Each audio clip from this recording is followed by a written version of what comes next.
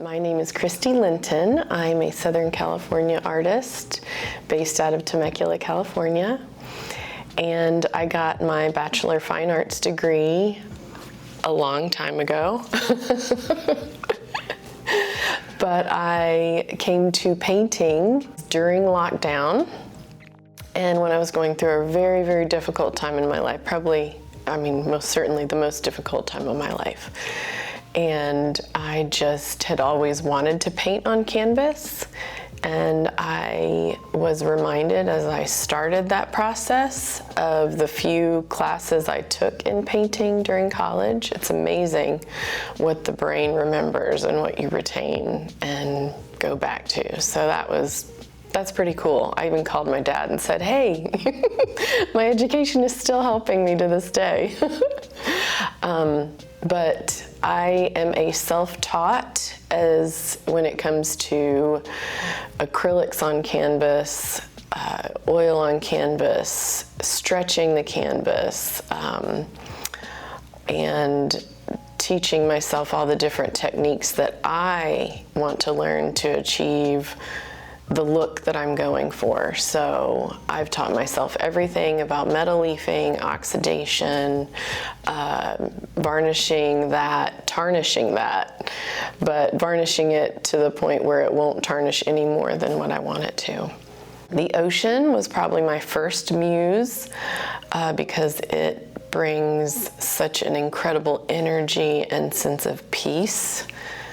For so many, but for me, I was moved to put that on canvas forever. I wanted to capture that feeling.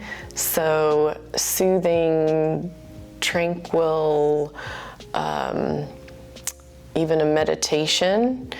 And for me, trying to use the colors that I saw while I was at the ocean or at the beach or around water, wanting to incorporate that sense of flow and movement, and then the sun reflecting off of the light, depending on what time of day it was, and the drastic differences of how that, how the feeling that it creates. You know, for me, light is extremely important in the way that it shows me every single day we get a fresh start. I get a fresh start. So today I can choose the light.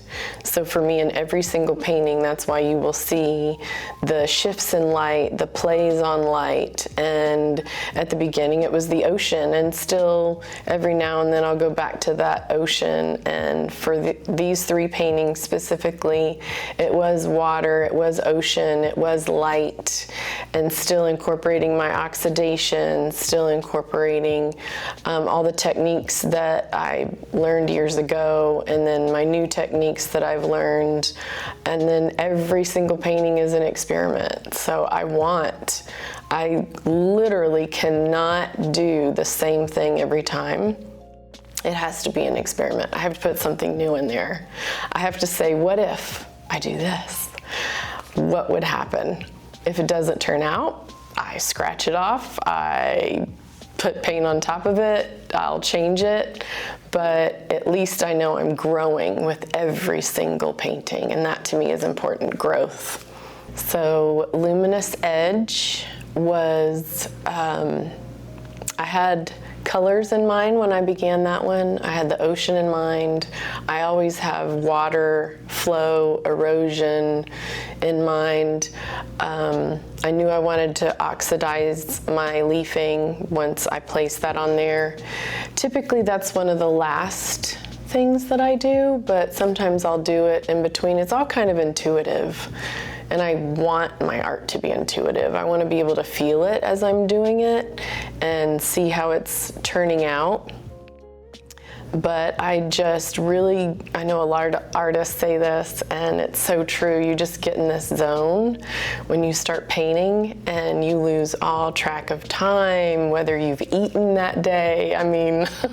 I can be in there for hours and not even realize it. And that's also the art therapy of it, the aspect of meditation. Since I don't do meditation, that's my meditation.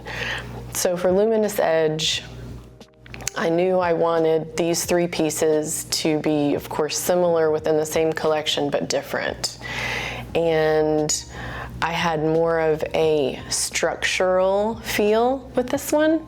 So I did have a plan for that piece, that I wanted those colors, the teals, the ocean water at that time of day. So this is either early morning or later in the evening.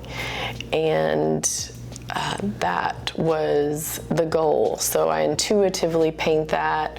So then my second piece was the darker piece with the deep blues.